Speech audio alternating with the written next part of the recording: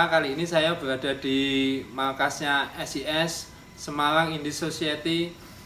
Saya akan bertemu dengan sahabat saya, Mas Arman. Beliau seorang penggiat musik di Semarang, musisi dan pembina di SIS. Selamat malam Mas Arman. Selamat Sehat-sehat malam. Mas. Sehat-sehat.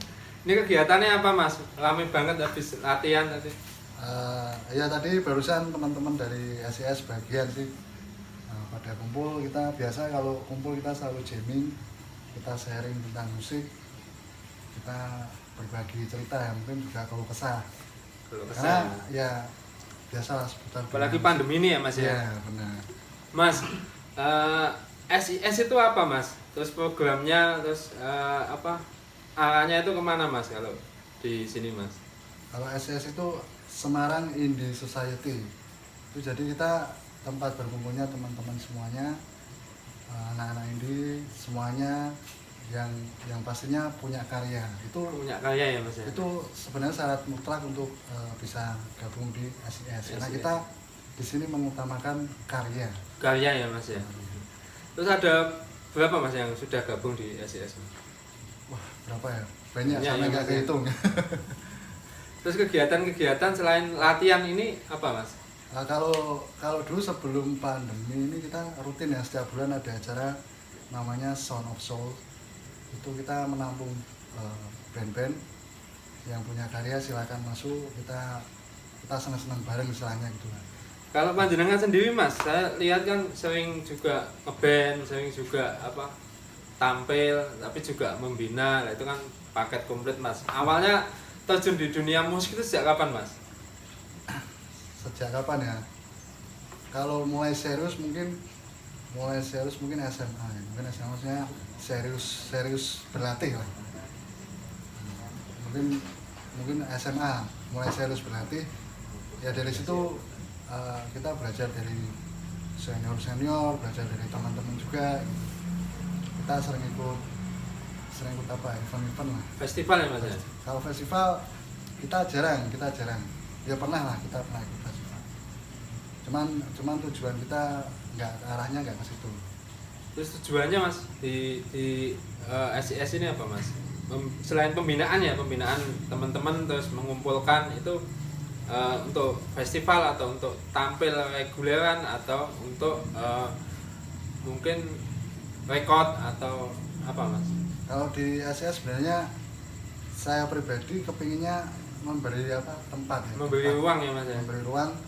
Karena di sini kalau saya lihat mungkin juga dari teman-teman yang di luar sana mungkin juga merasakan ketika kita punya karya, kita itu susah untuk gimana sih tempat untuk menampilkan karya kita.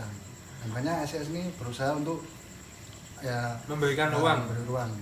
Kalau perkembangan musik sendiri Mas di Indonesia khususnya di Semarang ini seperti apa Mas? Antaranya yang jenengan kan sudah lintas generasi, saya pikir dari dulu nih, dari zamannya musik dulu, mungkin eranya sekarang kan era milenial, anak-anak yang jenengan bina ini kan kebanyakan juga anak-anak milenial ya.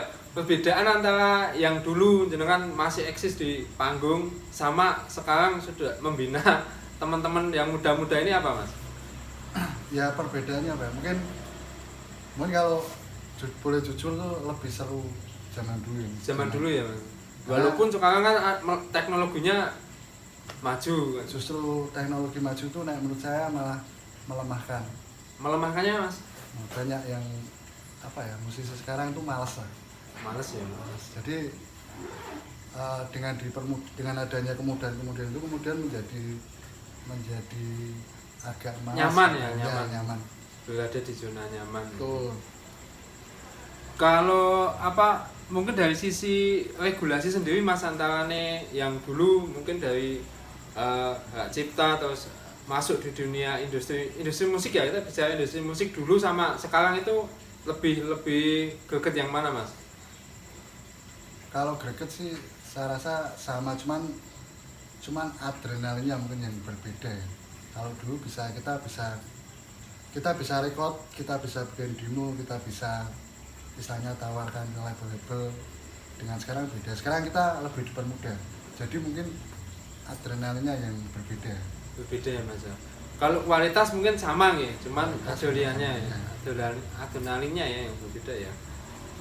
Kalau apa itu di Semarang ini kok kayaknya musik itu kurang bisa berkembang, terutama musisi lokalnya ya. Entah saya yang kurang muter atau yang kurang tahu, atau kalau Mas Arman mungkin lebih tahu karena panjenengan kan asli Semarang ya Mas ya. Asli Semarang, karyanya juga banyak di Semarang. Mungkin dari bermusik pun juga banyak di Semarang. Itu seperti apa Mas? Di Semarang ini gambarannya untuk musisi itu seperti apa Mas? Terutama karya ya, dari mulai apresiasi, mungkin dari mentalitas senimannya, mungkin dari supportnya, dan terutama juga dari pemerintahnya sendiri seperti apa Mas? Kalau apresiasi ya mungkin kalau untuk kita bicara karya, tentang apresiasi untuk sebuah karya itu, kalau menurut saya di Semarang itu masih agak kurang Ya Mas, apresiasi masyarakatnya ya. Jadi mungkin kebanyakan dari mereka lebih senang mendengarkan apa yang udah jadi. Cover ya terutama ya. Kita mungkin ketika kita tampil di sebuah acara, kita bawakan lagu cover, mungkin antusias penonton itu begitu ya gitulah. Tapi ketika kita membawakan karya sendiri, mereka adem ya Mas ya. Berarti untuk apresiasinya masih kurang ya, masih yang kelihatan aja ya, yang baru populer di TV atau baru populer di manapun. Berarti itu apa salah satu faktornya uangnya kurang Mas? Uang untuk menampilkan karya itu kurang Mas? Ya kalau menurut saya itu masih sangat kurang ya. Jadi masih sangat kurang ya. Untuk menampilkan karya-karya dari teman-teman, kadang-kadang kita berjuang sendiri gitu. Jadi mungkin bukan cuma SIS, mungkin yang lainnya juga ada. Itu kita berjuang sendiri. Yuk kita bikin acara, yuk kita sampai harus cari tempat kemana gitu kan. Kalau selama ini support mungkin dari pihak Pemkotnya Mas belum ada, atau sudah ada cuman anak-anaknya yang kurang begitu greget? Kurang tahu kalau Pemkot, tapi untuk selama ini SIS memang belum pernah tersentuh. Padahal banyak ya ini, dan kualitasnya juga saya pikir juga bagus-bagus. Kalau harapan jenengan Mas dengan adanya jenengan bentuk SIS ini kan, pengen nih karya ini di up, itu harapan jenengan apa Mas? Ya harapannya, jadi gini, saya punya mimpi kecil. Ini simpel ya Mas. Jadi saya pernah baca artikel itu, ada satu tempat kafe di luar negeri itu memang kecil tapi di situ melahirkan banyak band-band legend, termasuk mungkin salah satunya ya, pokoknya band-band legend gede itu pernah tampil di situ. Nah di sini saya pingin saya punya tempat, jadi siapa tahu teman-teman dari yang pernah main di sini, dari teman-teman SIS, mungkin juga dari teman-teman indie lainnya yang pernah main di sini, siapa tahu suatu saat jadi legend. Amin. Ya. Kalau di sini kan jenengan ada durasi itu ya Mas ya. Nah, durasi itu apa Mas? Program jenengan durasi itu Mas? Durasi itu kita memberi ruang sama teman-teman di acara durasi itu. Inilah saatnya kalian tuh mempromosikan karya kalian. Jadi kalian di sini berekspresi, tampil, berapresiasi, terus kemudian promokan karya kalian. Kalau sudah usahanya sudah maksimal belum Mas untuk pencarian uang ya? Pencarian uang, kalau panjenengan tadi bilang belum tersentuh, itu panjenengan sudah coba bersinergi atau memang panjenengan yang membatasi sendiri Mas untuk anak-anak ini? Atau memang ada musisi kan idealisnya kan kuat Mas, ada yang mau bersinergi, ada pula juga idealis yang tidak mau bersinergi Mas. Ya mungkin untuk saat ini memang kita belum tersentuh katakanlah, karena kita sendiri juga ya kembali lagi idealis itu. Jadi mungkin untuk saat ini dari teman-teman, ketika saya ngajak mereka untuk yuk kita bikin acara, ini ada program begini dari ini, enggak Mas itu nanti berbau ini, berbau itu, berbau ini, berbau ini. Makanya kita memilih jalur membatasi ya, idealisme ya. Kita memilih jalur yang aman, kita indie yang bebas merdeka berkarya ya.